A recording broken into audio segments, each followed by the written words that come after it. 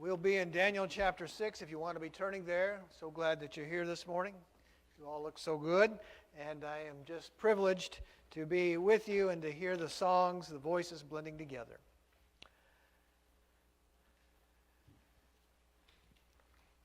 In Romans chapter 15, we read, "For whatever things were written before were written for our learning, that we, through the patience and the comfort of the Scriptures, might have hope." Dr. Swindle of Harding University was right then when he said, "What God has done in the past gives His people courage in the present and hope for the future." And that hope is so important in a world that offers opposition and oppression and confusion and accusation and so many other things. For those who are living like strangers in this land, we need courage and hope. We get that from the things that were written before. We often face blindsides from blind guides. You try to live a life that honors God, and you'll soon know what I mean by the blind sides. You're minding your own business, you're driving the speed limits, you're paying your taxes, you're being mindful of the plight of others, you're making contributions to the work of the kingdom, you're being a light to the world, and all of a sudden there is a blind side, a dilemma. And not just the kind of daily dilemmas like, what are you going to have for dinner? It's the devilish kind of dilemmas, the attacks on the heart. Those kind of dilemmas that skews the truth and causes hypersensitivity to things that are really not a threat, and then desensitizes our hearts to the things that are a threat. The attacks that turn worlds upside down. The kind of dilemmas that causes bitterness. They steal hope, misdirects and misleads and confuses and accuses. The attacks inflict fear and heartache, and anxiety, and sleepless nights, and insecurity. They cause all of this by exploiting sin, and sometimes it's our own sin. The attacks leave us mangled. They leave our souls bleeding out as if a lion had stalked us from the bushes and pounced on us like we were prey. I'm talking about assaults on family. Assaults on faith, assaults on the purpose that exiles have living in an empire of evil, attacks on Christians living in a wicked culture. We need this hope that we read about, this courage that we read about that comes from the things that we know about that happens in the past. We need hope, we need an anchor, we need confirmation, we need strength, and you won't find it in the vain philosophies of this world because this world is under the sway of the evil one, 1 John 5:19. And he is the one who is undermining everything that is good. He offers pleasure, he offers position, he offers power, but it's smoke and mirrors, leaving a hopeless humanity. The Apostle Peter tells us that in reality, it's the devil who is the roaring lion, and he wants to devour all of us. That's why our hearts are pierced, and we are pummeled, and we are pounced upon. He waits. He seduces. He watches. And then he pounces on his prey.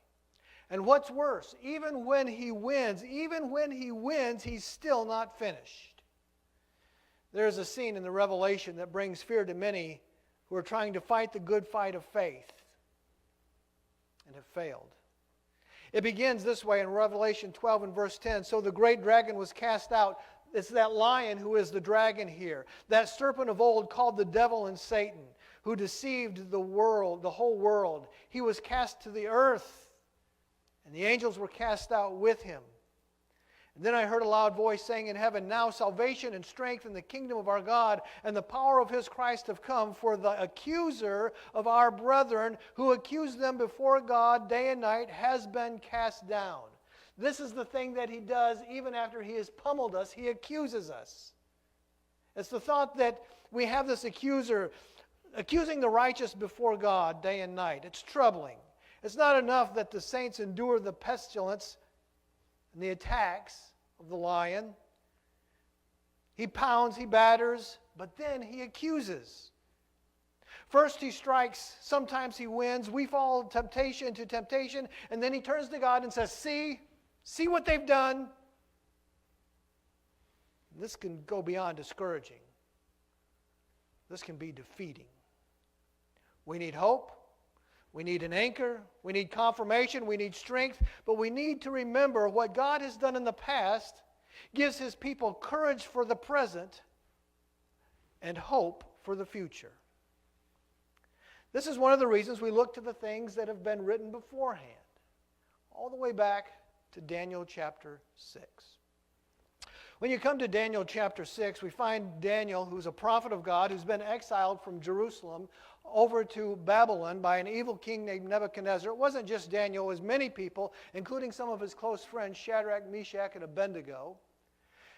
And Daniel, while he's been in captivity in Babylon, has distinguished himself among other people. In fact, like Joseph, he's kind of risen to the top. And he's got the notice of the king, King Nebuchadnezzar. And now Nebuchadnezzar has died, and there's been another king, Belshazzar, and Belshazzar died.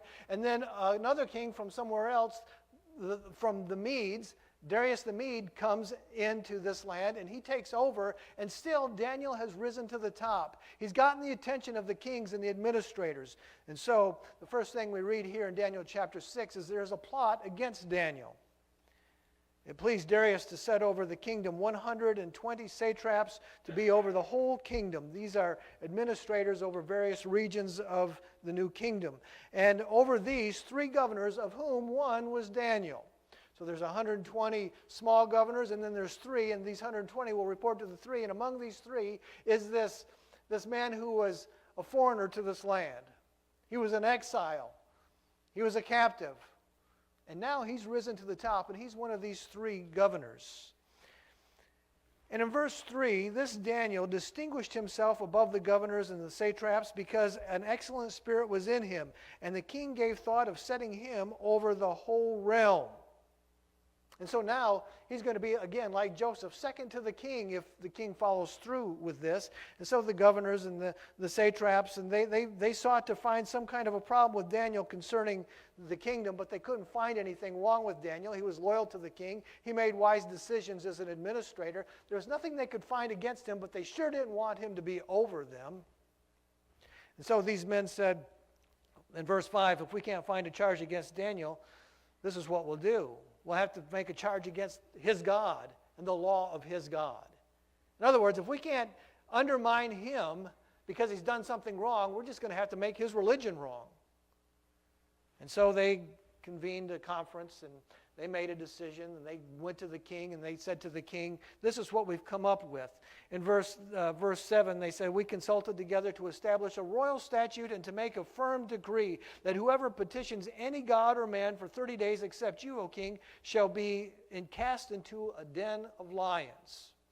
In other words, we're going to exalt you, king, beyond kingship. We're going to make you our God, because nobody is even going to consult anybody or pray or petition anybody, not even their God, unless it's you.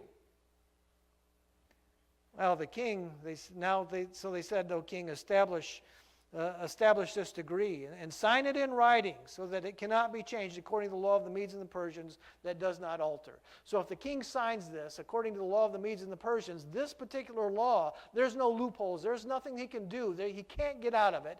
And so the king said, sounds good, and he signs it. So there's the plot against Daniel. But there's also the next section where the predators actually prey on Daniel. In verse 10, we know that Daniel knew that this was signed. That's what it tells us in verse 10. Daniel knew that the king signed this, and so this is what he did. He went home and he went into his upper room with the windows open towards Jerusalem, because that's where the temple had been, and that's where they prayed, towards Jerusalem. And he knelt down on his knees 3 times that day, and he prayed and gave thanks before his God. This was his custom from the early days. So Daniel does what Daniel has always done. He prays to his God. And in doing so, he's now violated the law of the land because he's not supposed to pray to his God. They knew that Daniel would pray to his God because this is what Daniel has always done.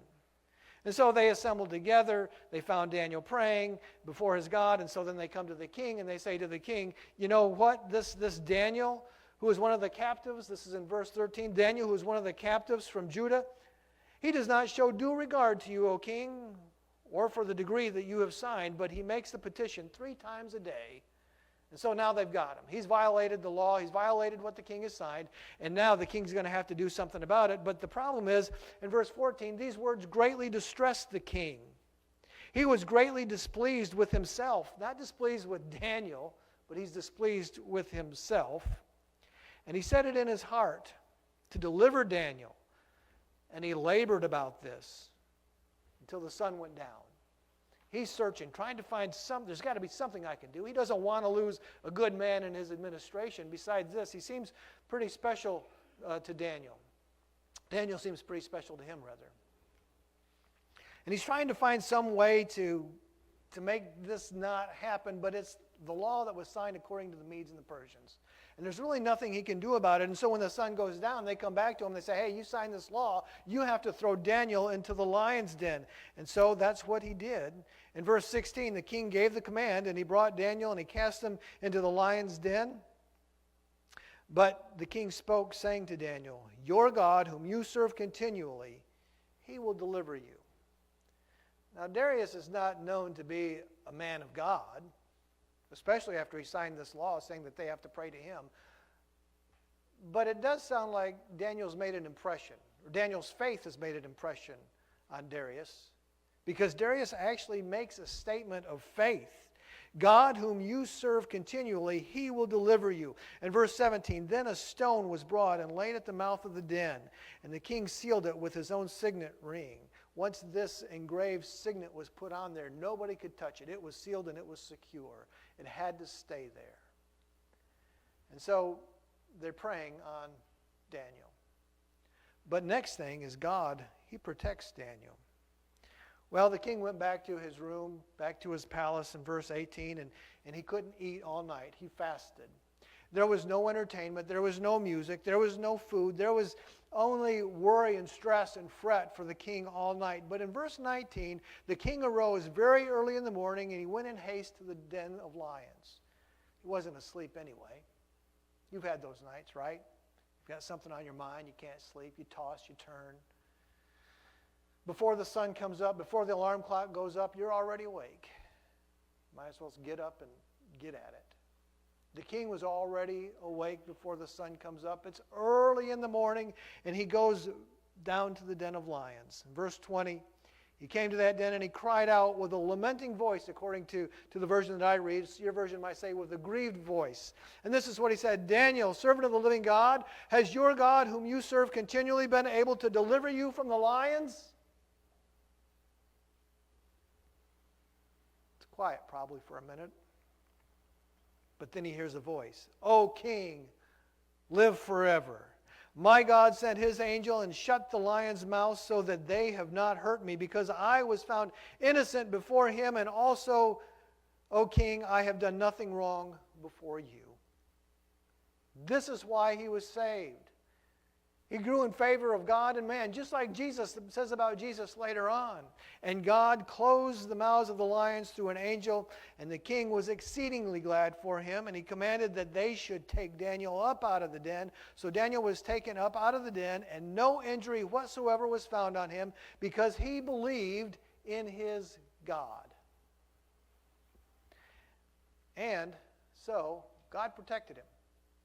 And in the final part of this chapter, you find that Daniel, he prospers. Not the people who plotted against Daniel. In fact, in the next verse, in verse 24, you find that the king makes another law.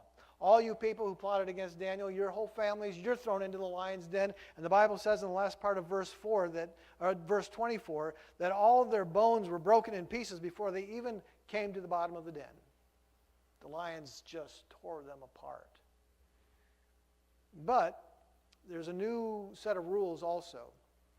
In verse 25, Darius makes a new decree. To all the peoples and the nations and the languages that dwell on earth, peace be multiplied to you. And he says, I make this decree in verse 26, that every dominion of my kingdom men must tremble and fear before the God of Daniel.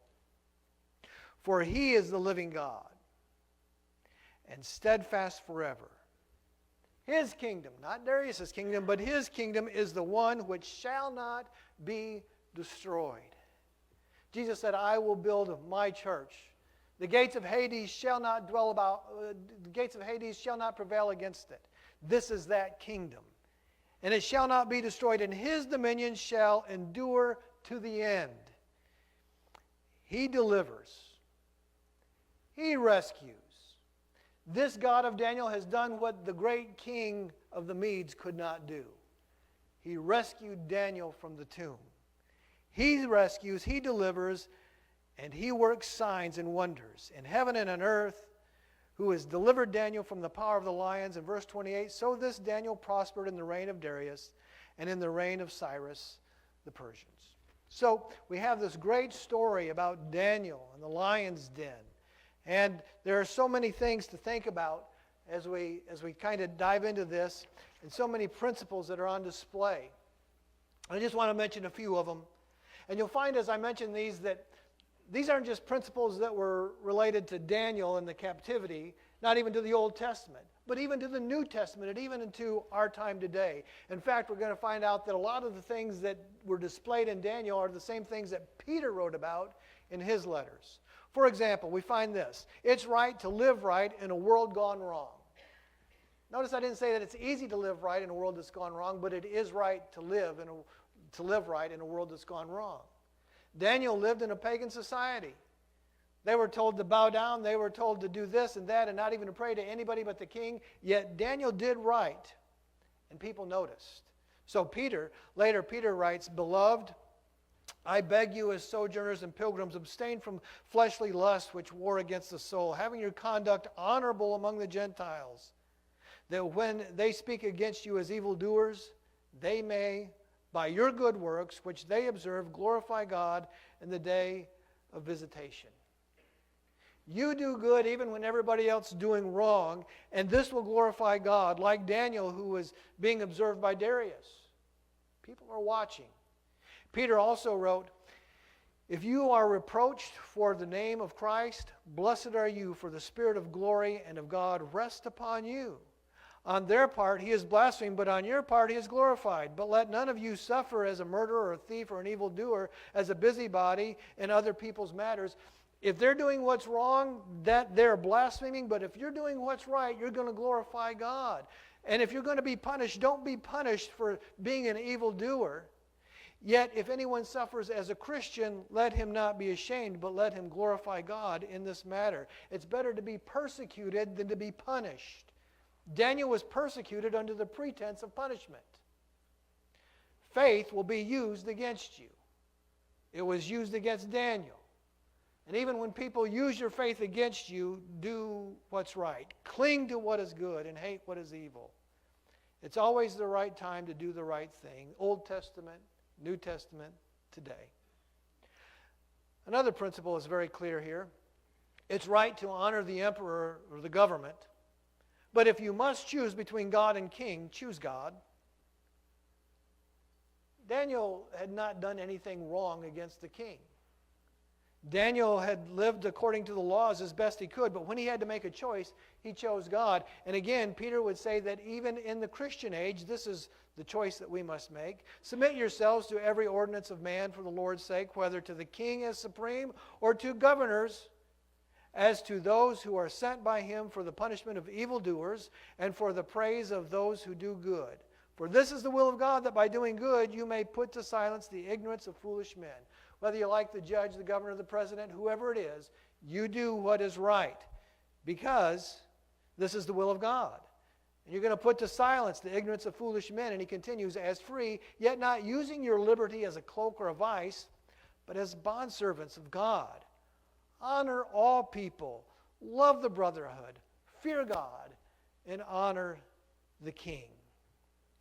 This is the same Peter who said, honor the king. This is the same Peter, when he was imprisoned and when he was interrogated, replied, we ought to obey God rather than men. Daniel had been faithful to the king.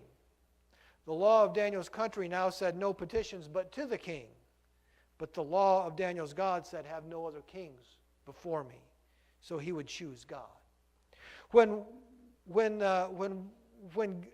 have to make a choice between God and country, God and king, whatever it may be, we choose God. Some people have said that this puts Christians in a sticky situation. I don't think so. I don't think so. A governor, a president, a Congress, they can pass orders and laws that are immoral, that allow all kinds of citizens to do all kinds of moral things. But my pledge is to God. It's not a sticky situation. And after they pass these laws, oftentimes the next step, as recorded in history and in contemporary times, the next step is to make another decree that if you don't follow suit, and if you don't go along with it, you will be punished or persecuted. If you don't concede and if you don't proceed in endorsing the immorality of these activities, you will be canceled, labeled, fined, or jailed. Daniel was in this situation. It wasn't a sticky situation for him. It wasn't a hard situation for him. He just did what he knew was right. And he remained devoted to God. Daniel did not riot. He didn't threaten.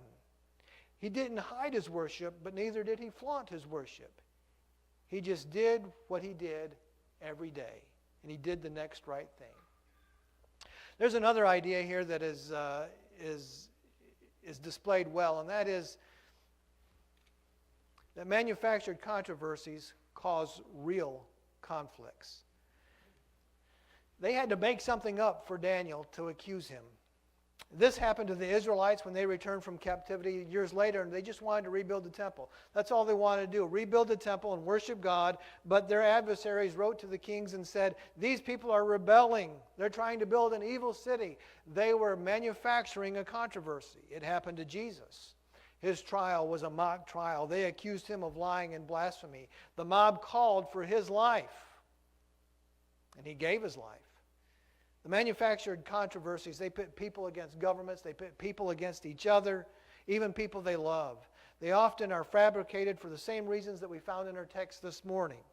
Fear, jealousy, and jockeying for position. Lies, manufactured controversies place people in real conflicts. If you don't think so, just ask Daniel. Another thing that's exemplified in the Daniel story is that prayer as a daily habit is helpful for daily hardships. Muscle memory is a form of procedural memory that places specific motor tasks into memory through repetition. It's also called motor learning. It's doing something over and over and over until it becomes natural. Athletes do this to learn ball handling skills, and disciples of Christ learn to do this also. Daniel didn't discover prayer in defiance of the king's decree. It was already part of his daily habit. He didn't have to start something new. He just kept doing what he had always done. A relationship with God had already been established by his routine with God. May it be so with us. Another thing that's exemplified here is that faith has a foundation. You remember that Daniel, I don't know if I've said David sometimes. I sometimes say the Daniel and David interchangeably. I mean Daniel if I said David. But Daniel had a faith that was growing and that was robust and active. He was familiar with his God. He was familiar with the laws of his God. He was familiar with the prophets of his God. His friends he had seen delivered from a fiery furnace. God had elevated him into a place that gave him favor to kings. And he gave God the credit for this. And he realized that God had given him abnormal abilities to interpret the dreams of the kings. Over and over and over, even when he was asked to eat at the king's table or to eat the good things of the king, and he said he's not going to violate God's law by eating these unclean things, Daniel had proved God over and over, and God had proved to himself. God had proved to Daniel over and over. So by the time Daniel's facing the lion's den, he had a faith that was strong. And it was a faith that had substance. The Bible says in Hebrews 11:1, faith is the substance of things hoped for, the evidence of things not seen. And every time that substance comes from God and is God. In this chapter, we read at least 18 times God's name. God's name is mentioned over and over and over. And so when Daniel's faces in the den, the lion's den, he could look to the past evidence, what God had already done and what God had already said. He could look to the past and have courage for the present and hope for the future.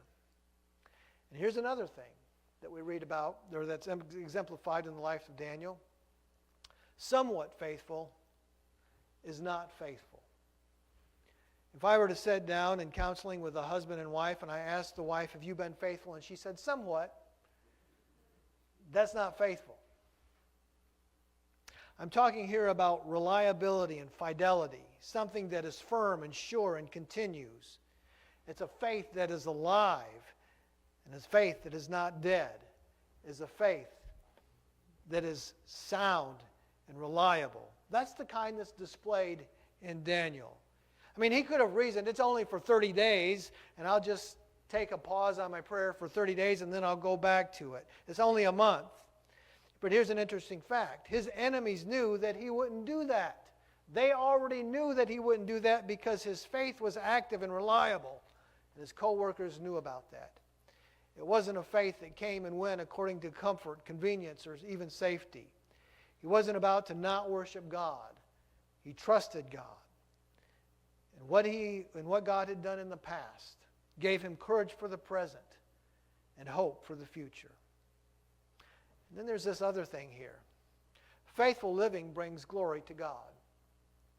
Even the pagan king Darius took note of Daniel's God. Your God whom you serve continually, he will deliver you. Daniel, has your God whom you serve delivered you? And Daniel credits God with his life saving. God sent his angel and shut the lion's mouth so that they have not hurt me, verse 22. And then in verse 23, it was Daniel who noted that he hadn't been saved because he's the great lion tamer, but because he believed in his God. And because this belief was exemplified through Daniel over and over and over, we find that Darius makes this proclamation about God and his forever kingdom. Faith in God, active faith in God, glorifies God. And God has been so glorified that Darius believes. And he made this public proclamation.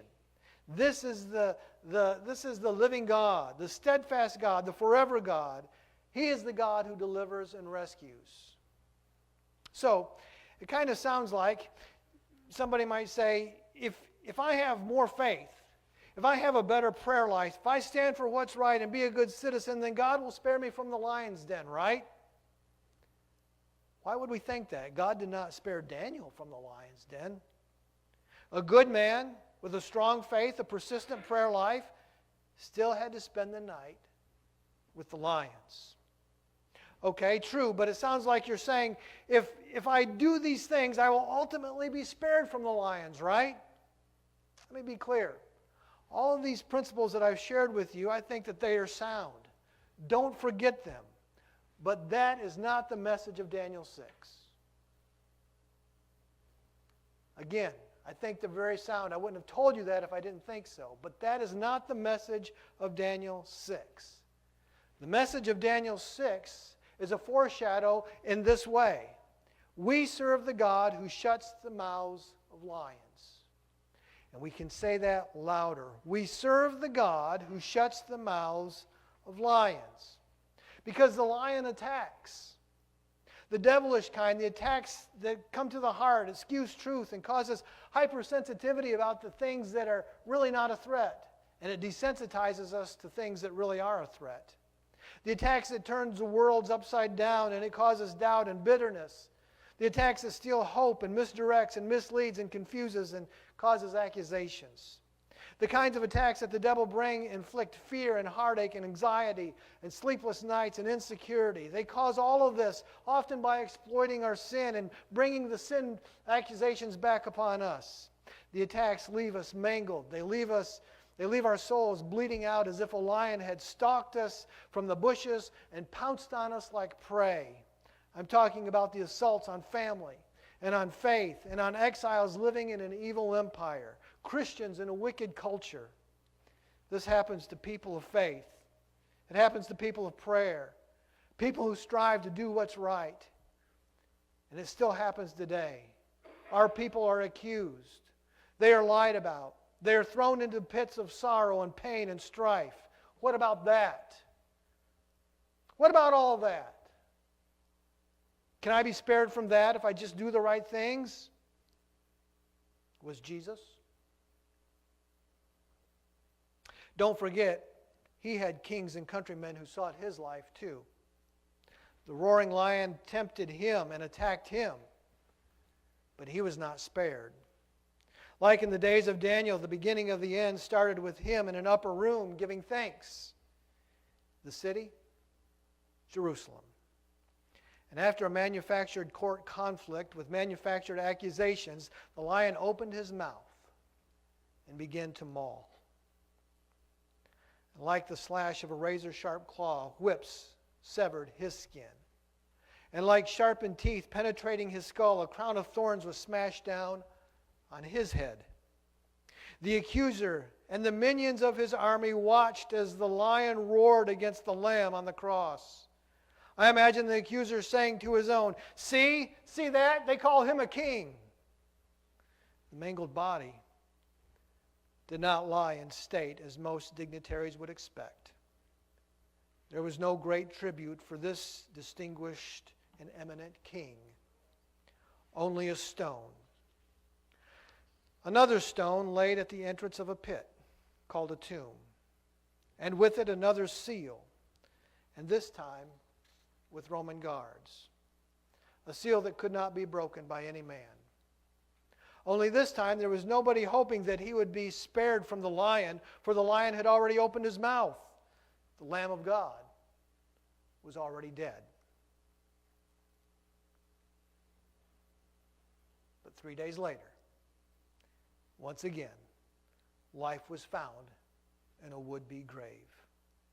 And again, carrying ones came in haste. And again, angels were present. And again, it was early in the morning. And again, the sealed stone was unsealed. And again, the stone was rolled away. And again, the would-be dead came out alive. And again, God sent help to the tomb. And this time, the message is even more remarkable than the first. It's not that we only serve the God who shuts the mouths of lions, but we serve the God who raised the Lamb who was killed by the lion. The angel of God said, "You seek Jesus of Nazareth who was crucified. He is risen. He is not here." And again, the pit with a sealed stone intended to be a grave for the one devoured by a lion became a beacon of hope for the critically wounded by sin. And once again, God delivered a righteous man from the power of the lion. But I want you to know, it's not just him. He has delivered us from the power of the darkness and conveyed us into the kingdom of the Son of his love, in whom we have redemption through his blood, the forgiveness of sins. Court contests and kingdom conflicts are settled by the resurrection of the Lamb. In him you were buried with him in baptism, in which you also were raised with him through faith in the working of God who raised him from the dead. And you, being dead in your trespasses, he is made alive together with him, having forgiven all your trespasses. Having disarmed the principalities and the powers, he made us public spectacle of them, triumphing over them in it. Do you know what this means? Broadly and profoundly, it means that when the sacrificed Lamb of God was raised by the power of God, the accuser who stands before God accusing the saints of God, after he has tempted them and seduced them and mauled them and wants to accuse them before the throne of God, has been disarmed by God. Court is adjourned. And the Lamb who is the Lion of Judah has faced the roaring lion of death and walked out of the tomb alive. He wins. And friends, this is Babylon. We are living in Babylon as exiles of God in a country that sometimes we don't even recognize. In fact, you may be in the lion's den right now. You may be getting beat up and beat down and bitten. You may be worried about what the accuser could say at the throne of God. May I remind you of a few things? If you have been buried with Christ in baptism, you have been raised with your transgressions forgiven. The bite of sin has been taken away.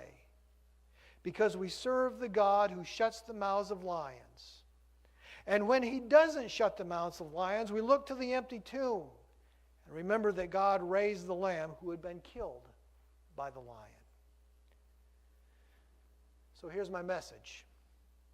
Be comforted by knowing what God has done in the past, so that you'll have courage in the present and hope in the future. For whatever things were written before were written for our learning, that we, through the patience and the comfort of the Scriptures, might have hope. If we can assist you with this matter of hope, if we can pray with you and give you a special kind of encouragement and fellowship this morning, we want to do that.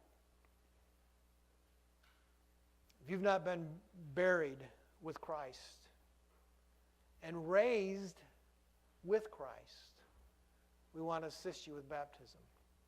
In either case, if we can, will you come while we stand and sing?